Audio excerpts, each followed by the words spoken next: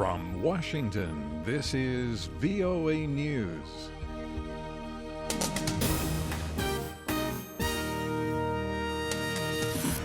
I'm Dave DeForest reporting. Turkish President Recep Tayyip Erdoğan says his government is ready to join any future American proposed operation to liberate the Syrian city of Raqqa from the Islamic State group.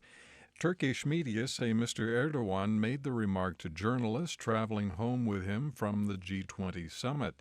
They say he told them the issue was brought up by U.S. President Barack Obama during their talks on the sideline of the summit in China.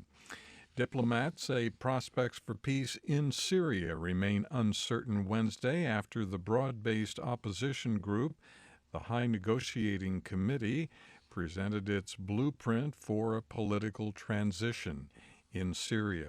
British Foreign Minister Boris Johnson called the meeting with the opposition group in London, saying there is still a chance to plan for a political transition in Syria. It is obviously critical that the world and all the interlocutors in Geneva should be able to see that there is a future for Syria that goes beyond the Assad regime. The 25-page plan HNC leaders presented on Wednesday is unlikely to be implemented as long as Russia and the United States are unwilling to compromise on their support for the two opposing sides.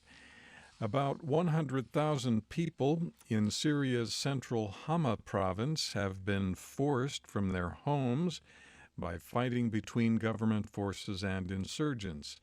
The United Nations Office for the Coordination of Humanitarian Affairs says nearly half of the displaced from the province are now in neighboring Idlib province, which is held by the rebels.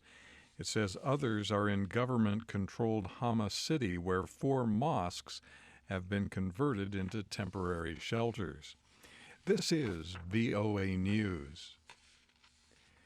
The United States is accusing Russia of sending one of its fighter jets dangerously close to an American spy plane over the Black Sea on Wednesday. American military officials said the intercept was unsafe and unprofessional. Russia insists it acted in accordance with international flight rules.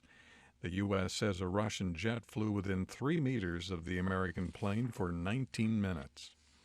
U.S. President Barack Obama Wednesday told a group of young people gathered from across Southeast Asia, "It is not enough to dream about your plans, you have to actually do some work." The world has never been healthier, it's never been wealthier, it's never been better educated, it's never been less violent, more tolerant than it is today.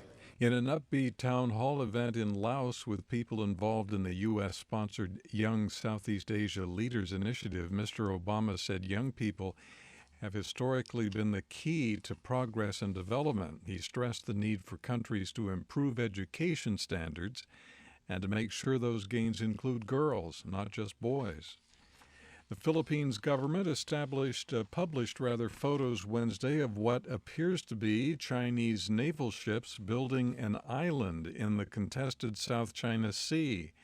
Those photos showed an increased number of ships and what the Philippines says is evidence of fresh construction of an artificial island near the Scarborough Shoal. The photos were released just before the annual meeting of the 10-member Association of Southeast Asian Nations.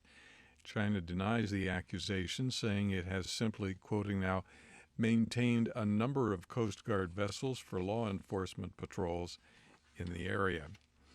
In a likely preview of their 3 upcoming debates, presidential candidates in the U.S., Hillary Clinton and Donald Trump, will appear on the same stage Wednesday night to talk about national security. Democratic candidate Clinton and Republican nominee Trump will appear separately at a forum sponsored by NBC News and take questions from an audience primarily of veterans and active U.S. servicemen and women. Both have spent the campaign trading accusations that the other is unqualified to be commander-in-chief. Trump today told supporters he believes several countries are providing a military challenge. China has grown more aggressive and North Korea more dangerous and belligerent than ever. Russia has defied this administration at every single turn. Putin has no respect for President Obama and has absolutely no respect for Hillary Clinton. Clinton and Trump will hold their first face-to-face debate September 26th. The U.S. conducted 2 airstrikes in southern Somalia this week. 4 al-Shabaab militants were killed in the attacks. From the VOA News Center in Washington, I'm Dave DeForest. That's the latest world news from VOA.